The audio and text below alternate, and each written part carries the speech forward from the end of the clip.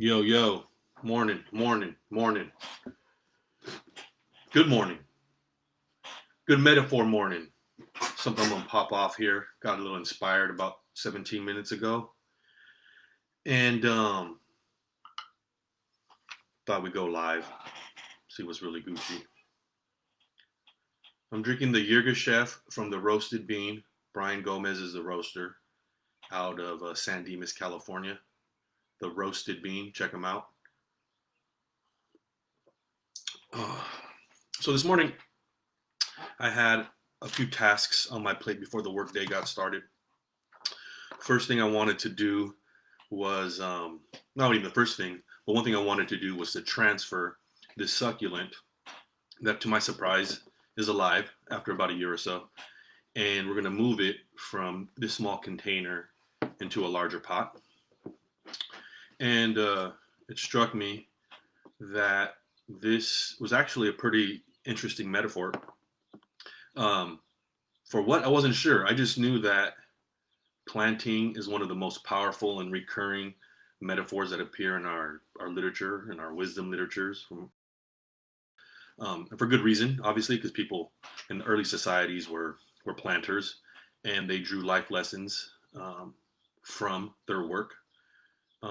And then because Christianity persists, there's a lot of agricultural, spiritual metaphors. And so I knew that since I was going to be doing some planting, I wonder if I might, or replanting, I might extract some metaphors. Like, for example, one thing that struck me, which is why I stopped and said, you know what, let me go live. Let me see. Let me think through this, you know, on Facebook. So one thing that struck me was that sometimes when you plant, you move into a bigger environment, and the bigger environment, like literally like space, is going to give it room to mature and develop in ways that it hadn't. That struck me as interesting. And then I also had to go get some new soil. So like the new soil is going to bring presumably new nutrients. Is going to feed it in a new way, and this new environment is going to allow for new types of growth. All right, pretty straightforward, pedestrian observation even. But that was the first thing that struck me. The second thing was like, okay, well, shit. Since I have this space in this new environment, maybe I should invite some co-inhabitants. You feel me? Like, were there other plants in the area that might benefit from this new space, from this shared environment? And I was like, you know what? There was a second one, and so let me see. But now here's what's interesting. I had been putting incense into the soil and lighting them for the last, I don't know, 6 months. So I wondered if that's fucked up the soil in any way. But anyway, I'm introducing this new plant into a shared environment with this plant. They're different but similar.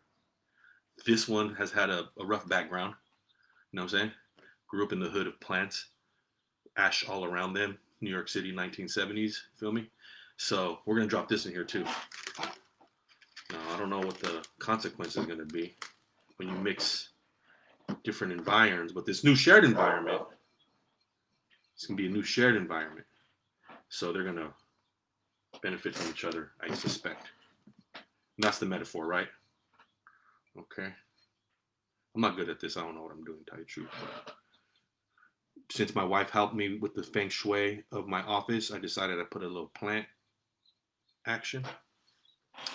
And now, for the hat trick, this little didgeridoo was had fallen to the wayside.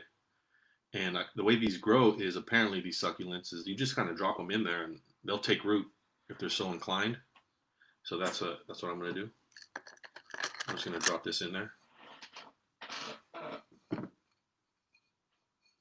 a little experiment, you know. You might invite new ideas into the cipher, new people, new projects, and just having them in the orbit, in the context, in the soil, could give it life. You got to give it a chance. That's your Monday metaphor.